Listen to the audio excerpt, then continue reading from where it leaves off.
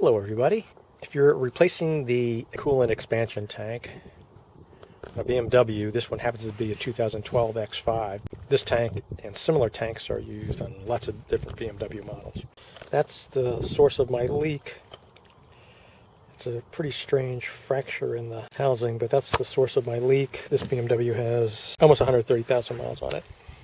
Removing it can be a little bit of a pain, so I have a couple of tips for you today. Couldn't find my inspection mirror, so I made one real quick. This is pretty handy when it comes to being able to look under that expansion tank to see where the leak is and to understand how the fittings and the connector work. Once you get the water hose disconnected, and there are lots of other videos out there showing you how to do that. I just used a small pick tool, blindly went in, grabbed the clip and pulled it out. Just be very gentle with it. If you pull it out too far, that clip will go flying somewhere and then you'll be in real trouble, but the clip will completely come out.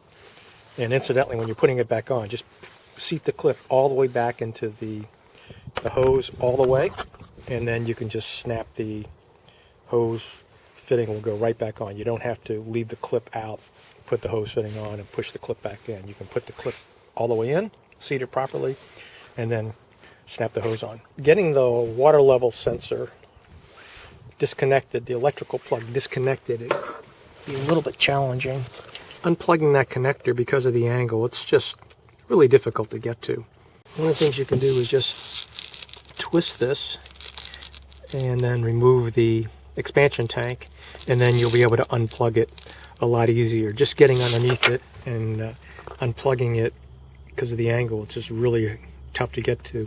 You're working on it blindly because this is at the bottom. So what I found easiest thing to do was to reach under and turn this clockwise.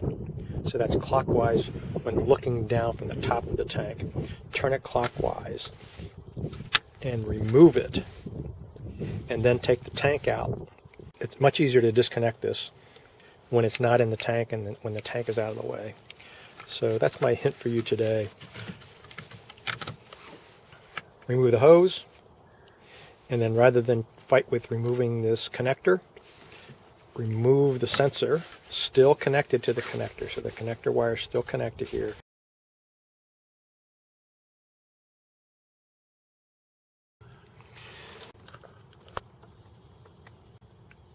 It's my understanding you do not need to have that clip pulled out to attach the hose correctly. Expansion tank fitting will fit directly into that socket. Go ahead and seat that clip, and you should be able to push the reservoir directly onto that and it will catch. That's my tip for you today. If you found it interesting or helpful, how about a like, thumbs up, and subscribe to my channel. Thanks for watching.